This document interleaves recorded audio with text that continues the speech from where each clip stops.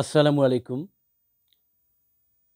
প্রতিহিংসা মানুষের জীবনকে বা অন্যের জীবনকে শেষ করে দেয়।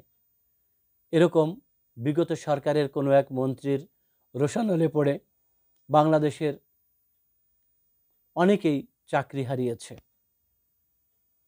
এরকমই একটি জাতীয় বিশ্ববিদ্যালয়। জাতীয় বিশ্ববিদ্যালয়ে সেই মন্ত্রীর একটা কলমের আঁচড়ে অনেকগুলো লোকের চাকরি চলে যায়। সেই জায়গায় অন্য লোকদেরকে নেওয়া হয়েছে, কিন্তু মন্ত্রীর লাভ হলো কি?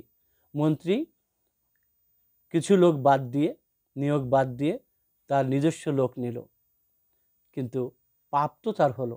আজ সেই মন্ত্রী নেই, গা ঢাকা দিয়ে কোথায় আছে জানি না।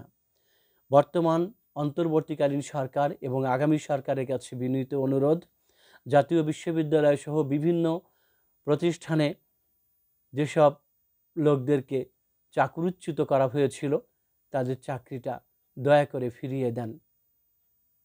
আমার অনেক বন্ধু আছে, খুব ঘনিষ্ঠ বন্ধু, যে জাতীয় বিশ্ববিদ্যালয়ের তখনকার সহকারী পরিচালক ছিলেন, তার চাকরিটাও খেয়ে ফেলেছে। সে কিন্তু মানবেতর জীবনযাপন করছে। এইসব মানুষের উপকার করুন আপনারা, আপনাদের আল্লাহ দেখবে।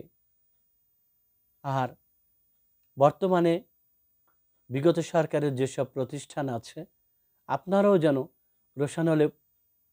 আপনাদের রোষানলে পড়ে যেন ওইসব প্রতিষ্ঠান, বিগত সরকারের প্রতিষ্ঠান বন্ধ না হয়। কেন এইসব আপনারা করবেন? এইসব অন্যায় কাজগুলো।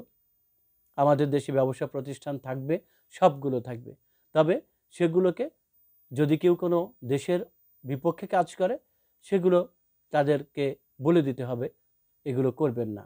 তাই বলে একটা প্রতিষ্ঠান বন্ধ করলে বেকারের সংখ্যা বাড়বে। সেই বেকার লোকেরা ডাকাতি, চুরি ডাকাতি করবে বা ছিনতাই করবে। আপনারা কি সেটা চান? অবশ্যই চান না। অন্তর্বর্তীকালীন সরকার এবং আগামী সরকার সবার প্রতি অনুরোধ রইল, আপনারা তাদের চাকরিগুলো ফিরিয়ে দেন। যারা ভালো জায়গায় চাকরি করছে তাদের দরকার নেই, কিন্তু যারা খুব কষ্টে আছে সেই সব চাকরি হারিয়ে তাদের চাকরিগুলো অন্তত ফিরিয়ে দিন। আমি নাম বলতে চাচ্ছি না সেই মন্ত্রীর নাম, এবং যারা হারিয়েছে, আমার এক ঘনিষ্ঠ বন্ধু, সেও হারিয়েছে। আপনি সবার চাকরিগুলো ফিরিয়ে দিন। তাদের মধ্যে কেউ কেউ হয়তো বেঁচেও নেই, এই শোকে মারা গেছে।